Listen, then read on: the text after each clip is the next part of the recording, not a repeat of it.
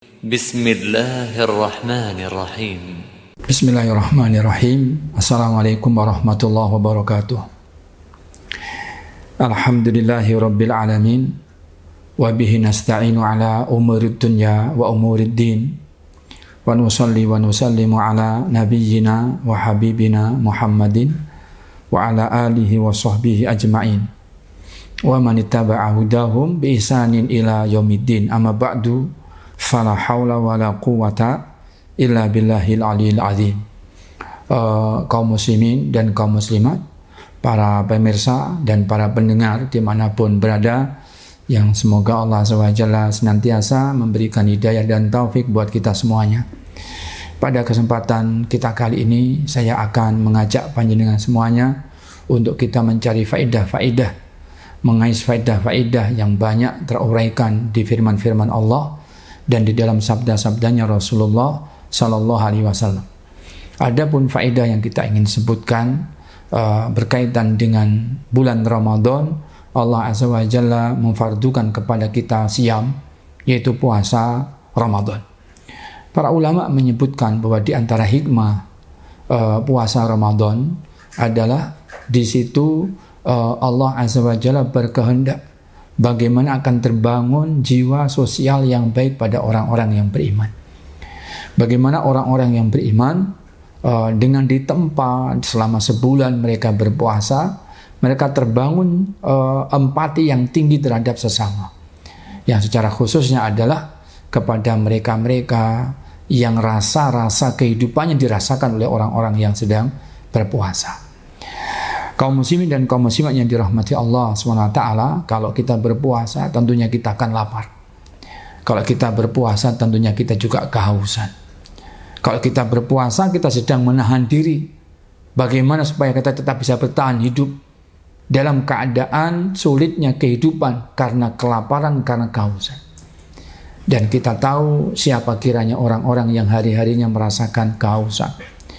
Siapa kiranya orang-orang yang hari-harinya merasakan kelaparan. Mereka adalah orang-orang yang du'afa, orang-orang yang lemah, yang dilemahkan oleh Allah SWT sebab satu sisi kehidupan dunia yang Allah tidak memberikan kelapangan penghidupan kepada mereka. Apabila kita mengkaji ayat-ayat Al-Quran yang menggesa untuk beramal kebajikan, termasuk di antara amal kebajikan adalah untuk bersosial yang tinggi, untuk memiliki jiwa yang empati, peduli kepada sesama, pada kalangan kaum yang lemah, yang membutuhkan simpati dan empati dari saudaranya. Betapa banyak Allah SWT memerintahkan agar kita itu berderma kepada orang-orang yang membutuhkan. Perhatikan nasibnya orang-orang yang rasa-rasa kehidupannya kita rasakan di saat kita sedang berpuasa, yaitu laparnya, yaitu kehausannya, keletihannya, perjuangannya untuk bertahan hidup dalam keadaan mereka kelaparan, dalam keadaan mereka kehausan. Maka benar jika Allah SWT mengharamkan perbuatan kasar dan keras kepada orang-orang yang lemah, orang-orang yang Allah SWT tidak memberikan kelapangan penghidupan kepada mereka. Di dalam Al-Quran Allah SWT mensifati bahwa sifat yang tidak baik terhadap orang-orang yang lemah, yaitu orang-orang yang kasar kepada orang-orang yang lemah, mereka adalah orang-orang munafik. Bahkan Allah SWT mensifati bahwa sifat kenifakan yang terjadi pada orang-orang munafik yang bersifat kasar kepada orang-orang yang lemah, itu sampai mereka adalah orang-orang yang tidak lagi meyakini agamanya. Mereka adalah orang-orang yang mendustakan hari kebangkitan, yang mendustakan hari pembalasan amal. Allah SWT berfirman, Ara'aital ladzi yukadzibu bid-din fadzalikal ladzi yad'ul yatim wa la yahuddu 'ala ta'amil miskin. Tidakkah kamu tahu ada orang yang mereka mendustakan, tidak beriman kepada hari pembalasan. Mereka mendustakan semua amal agama yang nanti oleh Allah Azza wa Jalla akan diberi balasan yang berlipat-lipat berupa pahala di hari pembalasan. Allah SWT menjelaskan, fadzalikal ladzi yad'ul yatim. Ketahuilah, orang yang demikian adalah orang yang menghardik anak yatim. wala yahuddu ala ta'amil miskin. Dan orang yang menjadi penghalang, yang mereka tidak menggesa sesama, tidak menghidupkan jiwa sosial, tidak mengajak masyarakat yang mereka memiliki kecukupan penghidupan untuk memiliki simpati dan empati terhadap orang-orang yang lemah, yaitu yang tidak memberikan jalan, bahkan yang menghalang-halang, yang menghambat orang-orang yang menggesa memberi makan kepada orang-orang fakir dan miskin.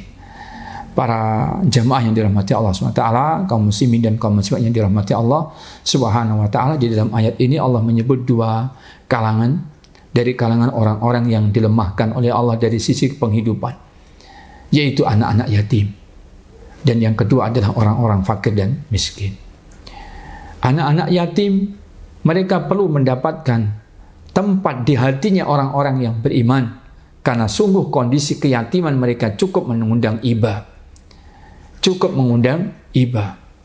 Orang-orang yang miskin demikian pula.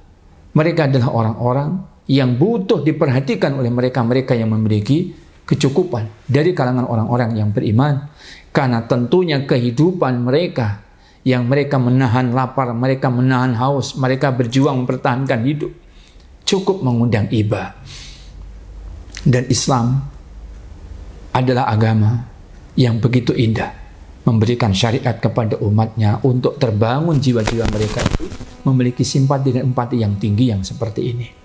Bukankah baginda Nabi mengingatkan kepada kita, memisalkan tentang bangunan orang-orang yang beriman bagi sesamanya?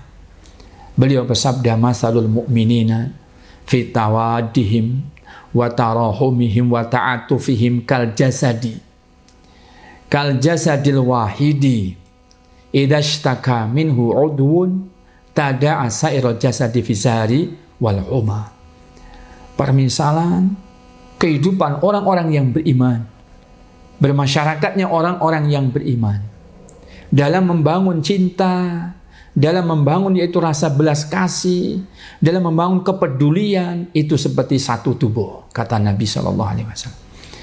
Yang jika anggota dari anggota tubuh yang satu, mereka mendapatkan kepedihan, merasakan sakit, mendapatkan yaitu rasa yang tidak nyaman, merasakan penderitaan, maka otomatis tidak perlu dia menulis undangan untuk mengundang jasad-jasad tubuh yang lain, tapi secara otomatis tada'a sa'iral jasadi bisahari wal huma, akan secara otomatis mengundang seluruh anggota tubuh yang lain untuk turut merasakan tidak bisa tidur malam, berarti begadang malam, dan turut merasakan demamnya badan.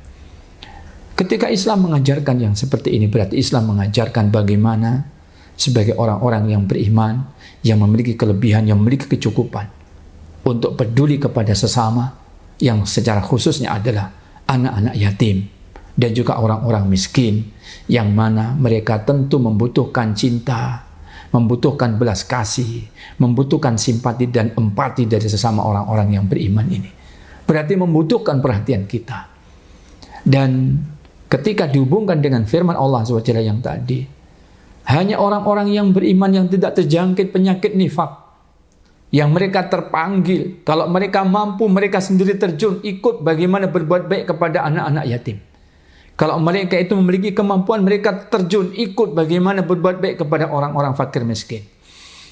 Hanya orang-orang yang beriman yang seperti ini, yang mereka termasuk orang-orang yang diselamatkan oleh Allah dari penyakit nifak.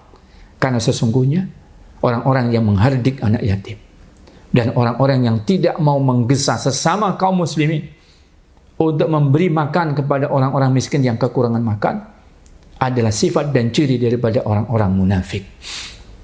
Maka dalam kandungan ayat dalam surat tersebut Allah menyebutkan fawailun lil musallin, maka celaka bagi orang-orang yang salat. Siapa itu orang-orang yang salat yang celaka? Yaitu orang-orang munafik. Alladzina hum an salatihim sahun, yaitu orang-orang yang mereka salat tetapi mereka lalai pada salatnya. Alladzina hum yura'un, yang mereka jika salat tidaklah mereka salat melainkan riyaan, karena ingin dilihat oleh manusia, dipuji oleh manusia. Yura'un wa yamna'unal ma'un, Dan mereka orang-orang yang tidak mau meminjamkan alat-alat yang bisa dipinjamkan manfaatnya, bisa meluah dipakai oleh orang, tapi dia mencegah dan tidak meminjamkannya.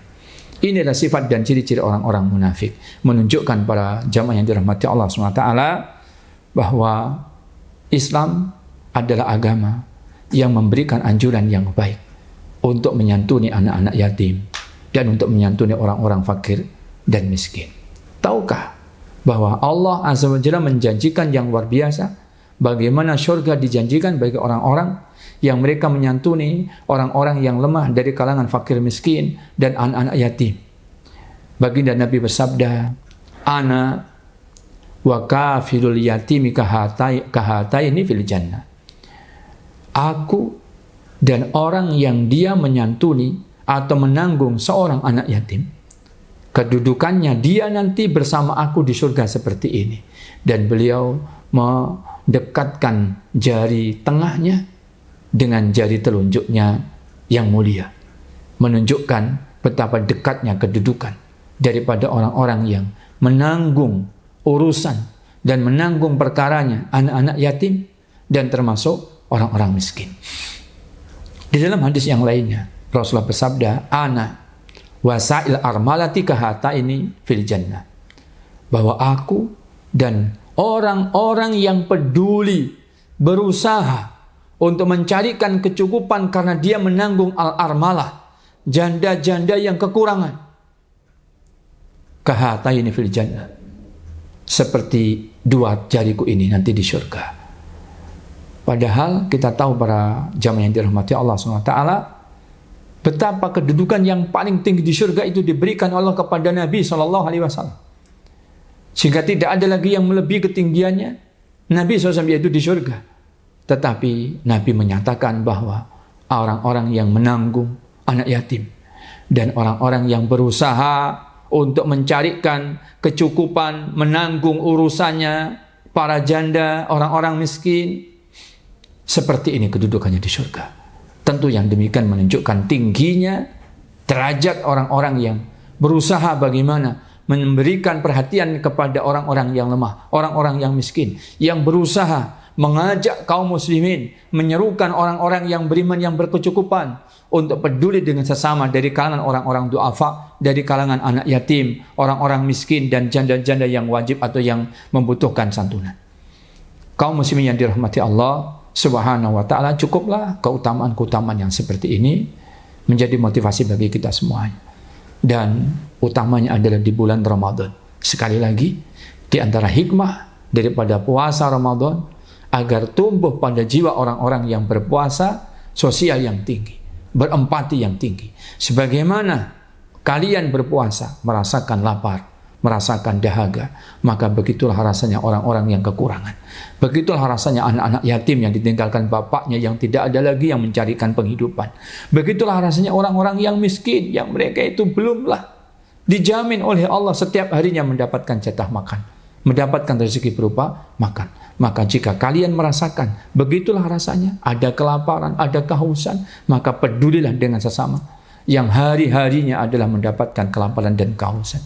Semoga Allah SWT dengan upaya yang kita inginkan, dengan niat yang kita inginkan, ikut bagaimana bersama-sama peduli kepada sesama, kepada anak-anak yatim, kepada orang-orang miskin. Allah SWT memudahkan jalannya kita untuk bisa andil dalam kebaikan-kebaikan menyantuni anak yatim dan anak orang-orang miskin ini. Dan semoga Allah SWT memberikan taufik dan hidayah kepada saudara-saudara kita kaum muslimin, kepada panjenengan semuanya, para pendengar dan juga para pemirsa dimanapun berada, untuk berbuat baik dari satu pintu ini, yaitu menyantuni anak yatim, menyantuni orang-orang miskin dan janda-janda yang membutuhkan santunan. Allahumma amin. Ini yang bisa kita sampaikan. Wallahu ta'ala a'la wa a'lam. Wa salawatullah wa salam ala nabiyyina Muhammadin wa ala alihi wa sahbihi wa sallam. Walhamdulillahi rabbil alamin. Wassalamualaikum warahmatullahi wabarakatuh.